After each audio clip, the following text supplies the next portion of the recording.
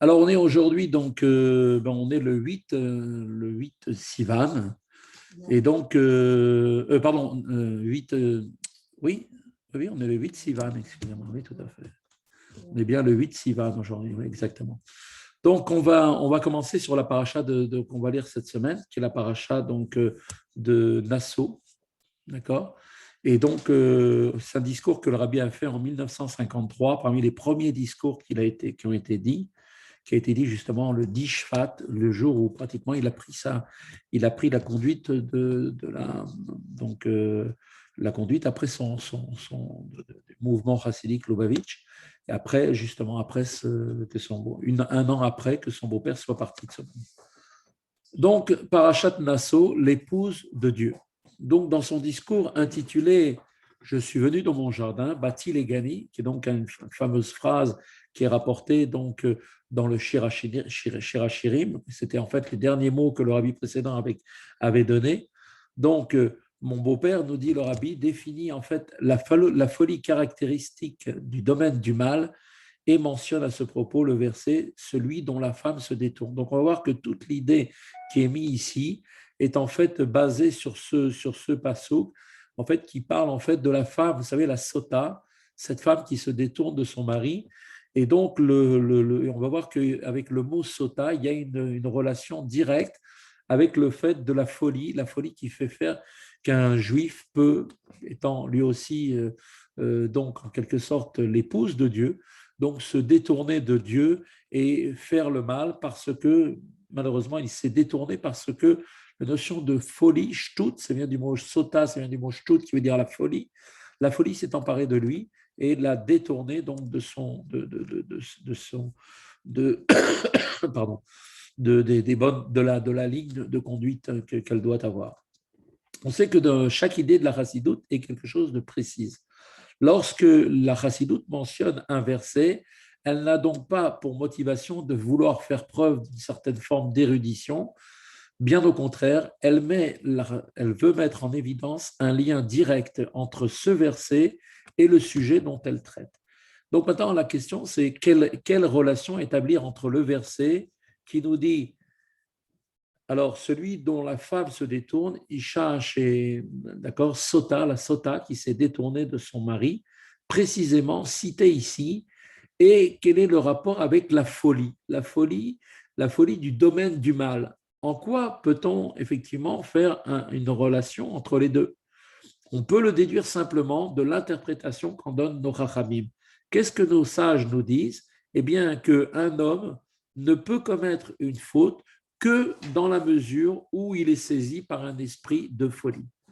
Donc voilà maintenant la relation qu'il y a entre la sota, donc la femme qui s'est détournée de son mari, qui on peut dire a eu un moment de folie, elle s'est détournée de sa vertu et donc a été malheureusement dans le mauvais chemin, et le juif qui fait lui aussi un péché parce qu'il s'est quelque part dans un esprit de folie, saisi par la folie du mal, de faire des choses qui sont contre la volonté de son mari, qui est donc Dieu étant le mari de chacun du peuple juif. Néanmoins, maintenant, il nous reste, nous dit le rabbi, à comprendre cette interprétation elle-même. En effet, qu'est-ce qui se passe ici? Eh bien, la relation donc est importante. C'est que il nous reste à comprendre en fait cette interprétation elle-même, c'est-à-dire en effet, il y a de nombreuses affirmations de nos rachamim qui ne sont pas basées sur un verset de la Torah. Il faut en conclure ici que le verset qui nous dit celui dont la femme se détourne décrit plus précisément la situation de l'homme qui commet une faute. Et donc, nous devons maintenant comprendre, essayer de comprendre pourquoi il en est ainsi. Donc, ce verset en particulier est vraiment lié avec la notion du péché, de l'homme qui se détourne de la volonté de Dieu.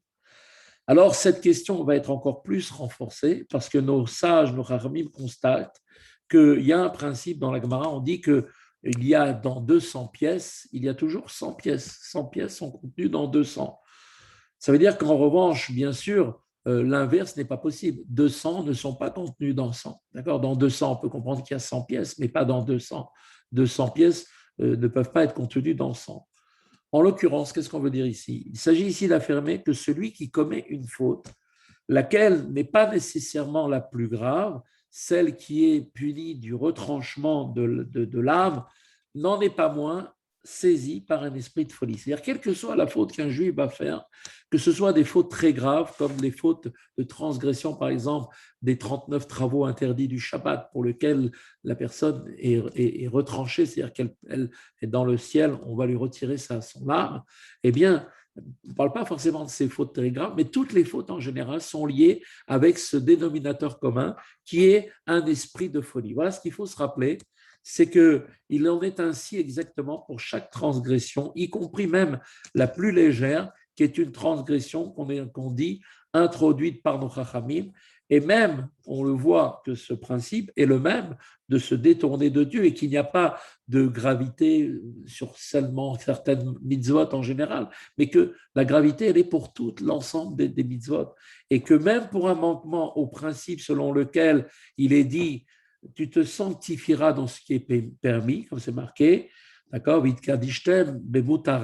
te sanctifieras dans ce qui est permis, a priori, eh bien, de ne pas le faire, c'est aussi une forme de transgression de la volonté de Dieu. Et donc, même si ça paraît quelque chose de très léger, bon, voilà, je ne me suis pas sanctifié, j'ai mangé, j'ai pas fait vraiment, au moment où j'ai mangé, j'ai pas eu les idées que j'aurais dû avoir, qui font que normalement, j'aurais dû prendre conscience du fait que je vais tirer fort de cette nourriture pour servir Dieu.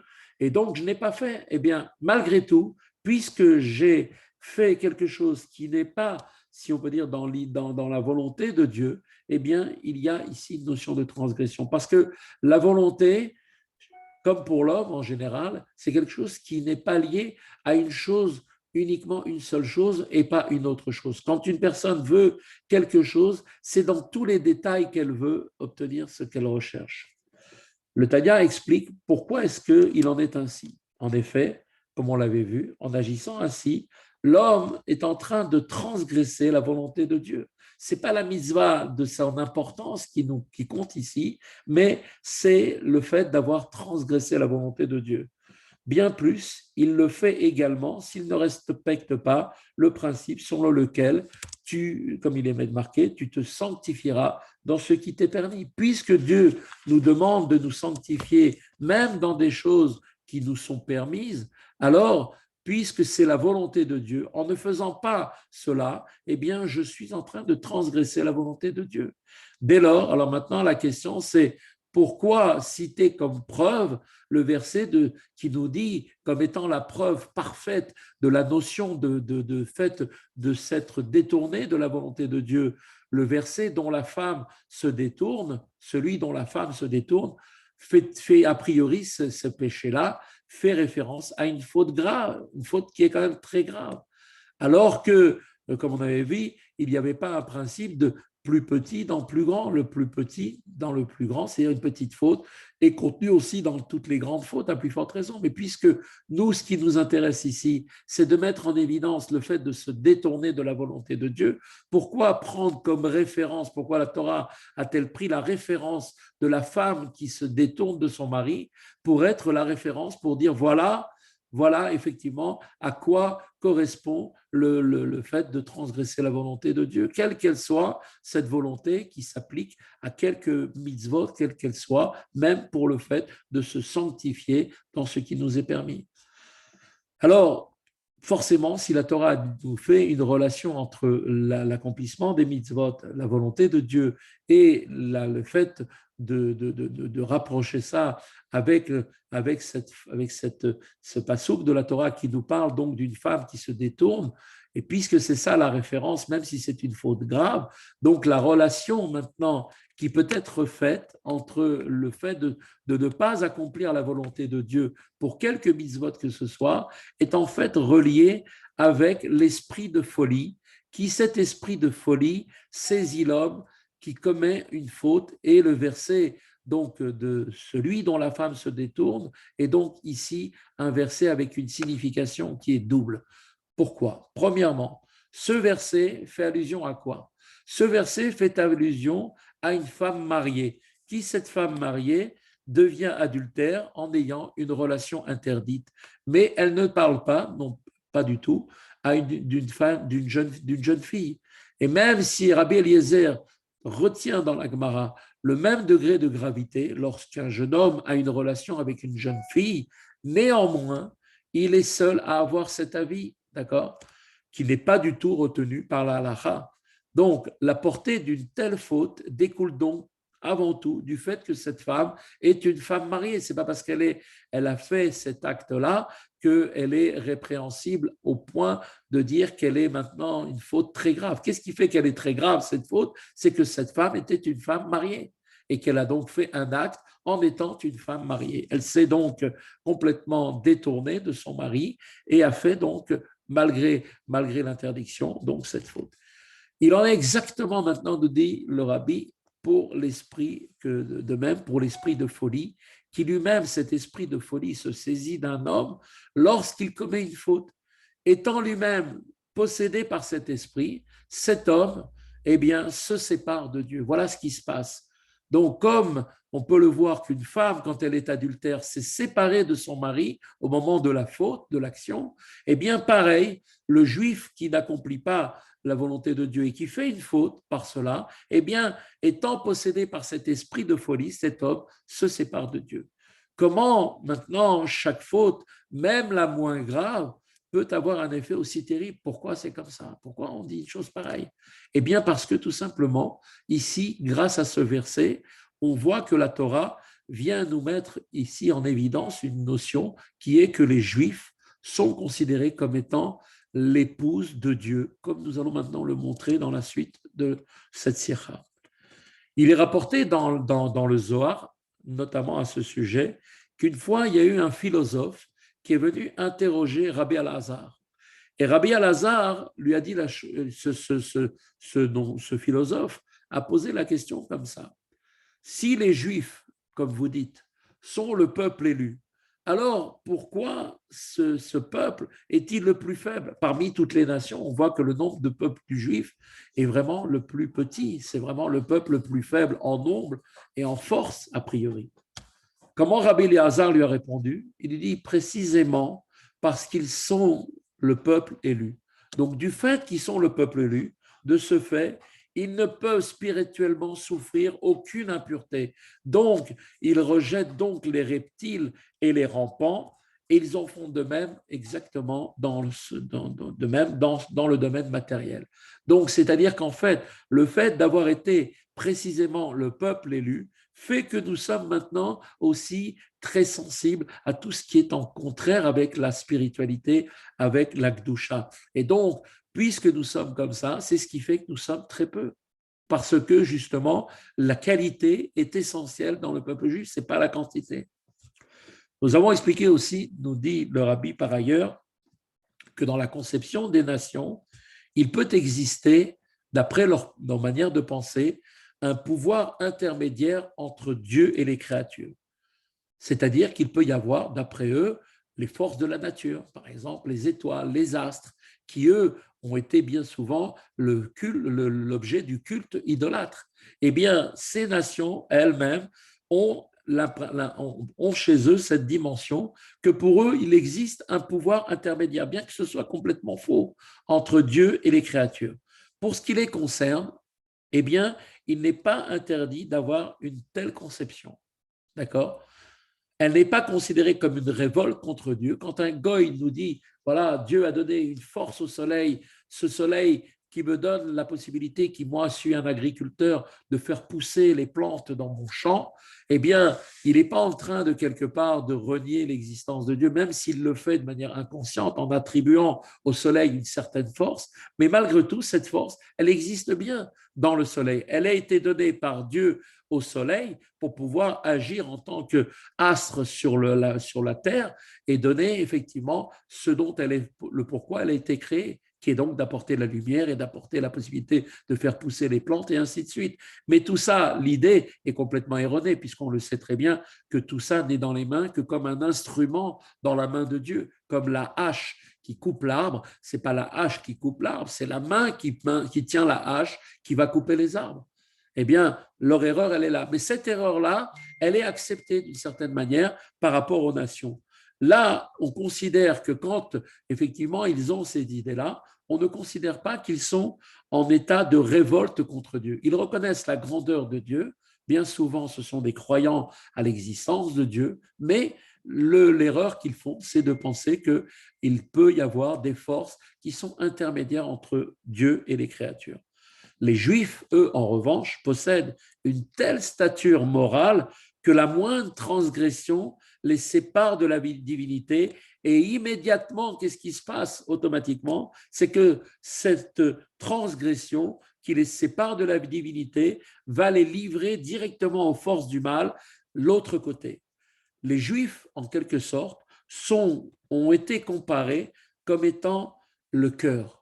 La notion du cœur, qui, comme on le sait, est le membre le plus élevé du corps, puisque c'est lui qui donne la vitalité, la vie à tout le corps, par le principe donc de tout le système sanguin.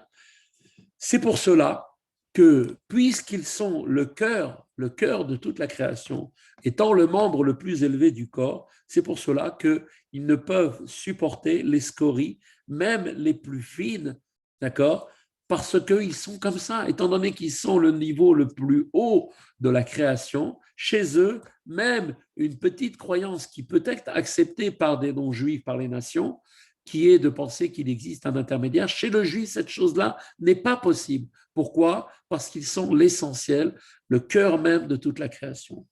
Ceci nous permettra donc de préciser maintenant la relation pouvant être faite entre celui qui commet une faute et le verset celui dont la femme se détourne.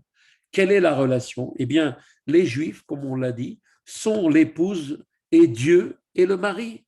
Et il en est ainsi de tout temps, y compris pendant la période de l'exil, pendant la galoute. Néanmoins, deux termes décrivent le mari à l'heure actuelle. Quels sont ces termes? Il y a deux termes qui décrivent le mari aujourd'hui dans sa relation avec les Juifs. Dieu porte le premier, on l'appelle Baal. Baal, ça veut dire le maître, le propriétaire en quelque sorte, le mari, alors que dans le monde futur, il recevra le second terme qui est le terme Ish, l'homme. Donc il y a deux dimensions. Ainsi, on voit très bien le verset. Le verset rapporte la plainte des Bnei Israël qui pensent avoir été congédiés par Dieu. Le mari, Baal, peut-il rester en relation avec son épouse après avoir divorcé, dit-elle. C'est ce que dit le peuple juif. Puisque tu nous as divorcés, alors tu ne devrais pas être aussi sévère avec nous pour continuer à te comporter comme si tu étais notre mari. Quand un homme donne le guet à sa femme et qu'il la divorce, c'est terminé, il n'y a plus de relation. Maintenant, quand la femme, ce qu'elle fait, c'est la regarde. Ça ne regarde plus son mari. Alors, on rapporte immédiatement, il est précisé la réponse que Dieu fait à cette interrogation. Dieu dit, où est l'acte de divorce de votre mère qui établirait que j'ai divorcé d'elle? En effet, il est impossible pour Dieu de les remplacer par une autre nation. C'est-à-dire que même la notion où on dit d'une certaine manière que Dieu a congédié le peuple juif comme étant son épouse, comme un mari qui va congédier sa femme, eh bien non. Ici, Dieu lui-même dit, où est le papier? Comme quoi, où il est le guet que j'aurais donné à votre mère? Donc, le peuple juif reste malgré tout, même pendant la période de l'exil, toujours attaché à Dieu, bien que cette femme, cette épouse, peut par moments se détourner de sa volonté et malheureusement tomber dans le péché. Il est marqué dans un autre endroit, notamment on le voit dans le Eshet Raïl que l'on lit tous les vendredis, qui était écrit par Shlomo Ameler. Il est marqué là-bas, il est dit, c'est marqué qui est la femme vertueuse. Et Eshet Raïl bihimsa, cette femme vertueuse, d'accord, qui est la femme vertueuse? Eh bien, la réponse qui est amenée tout de suite après, c'est, nous dit Shlomo Ameler, c'est celle qui se range à la volonté de son mari. C'est précisément pour cela que chaque faute a effectivement une importance et qu'elle compte. La plus légère, en effet, contrevient au principe qui dit « sanctifie-toi de ce qui t'est permis », de la sorte quand on ne se sanctifie pas, même dans quelque chose qui est permis, comme on l'a dit, avant de manger, je vais me sanctifier, c'est pour ça que je dois faire une bénédiction et que par cette bénédiction, je vais me sanctifier pour prendre conscience de ce que je vais maintenant faire en mangeant cet aliment ou en buvant cette boisson, c'est-à-dire prendre des forces pour faire la volonté de Dieu. Et donc, si la personne va prendre cette nourriture, elle va la manger ou bien boire cette boisson sans se sanctifier, eh bien, même si cela paraît anodin et que c'est naturel de manger, que c'est naturel de boire, même quand bien même il a fait la bracha, mais qu'il n'a pas eu la kavana de penser à ce que l'on vient de dire, qu'il est nécessaire de se sanctifier dans ce qui nous est permis, eh bien, là aussi, du fait, là aussi, de la sorte, il s'écarte de la volonté de Dieu. Et à ce moment-là, on ne peut être une femme vertueuse que si on ne fait que la volonté de son mari. C'est-à-dire dans tous les détails, dans tous les points. En conséquence, pour expliquer que chaque transgression a pour effet de séparer, effectivement, hermétiquement, de nous séparer, si on peut dire hermétiquement de Dieu, sépare donc celui qui l'a commise, pour expliquer que les objets permis doivent être eux-mêmes être utilisés conformément à la volonté de Dieu. Alors, pour nous faire comprendre cela, eh bien, on cite le verset, celui dont la femme se détourne, qui n'est pas uniquement une preuve pour venir étayer cette affirmation, mais avant tout une explication de celle-ci. Voilà pourquoi ce verset est donc le verset de référence. Maintenant, la question qu'on peut se poser, c'est pourquoi une faute légère, comme le fait de ne pas se sanctifier avant de faire quelque chose qui est permis, de prendre une chose qui nous est permis, pourquoi est-ce que c'est tellement à ce point, tellement grave? Eh bien, la réponse, c'est très simple. C'est parce que l'âme juive, l'âme animale, l'âme naturelle et le corps sont toutes ensemble l'épouse de Dieu. Il n'y a pas une partie chez le juif qui est complètement indépendante. Tous ne font qu'une seule et même chose, une seule entité qui est appelée entièrement donc le corps. Donc tout cela, que ce soit l'âme animale, l'âme naturelle, le corps, sont l'épouse de Dieu. Et une épouse vertueuse, qu'est-ce que c'est? Eh bien, une épouse vertueuse doit se ranger à la volonté de son mari dans le moindre détail, d'accord, qui lui importe. Le mari, lui, sa volonté, c'est que les choses doivent se faire de telle et telle façon. Et si elle déroge à cela, eh bien, elle n'est plus en train d'accomplir la volonté de son mari. Voilà, on verra demain la suite de cette sira.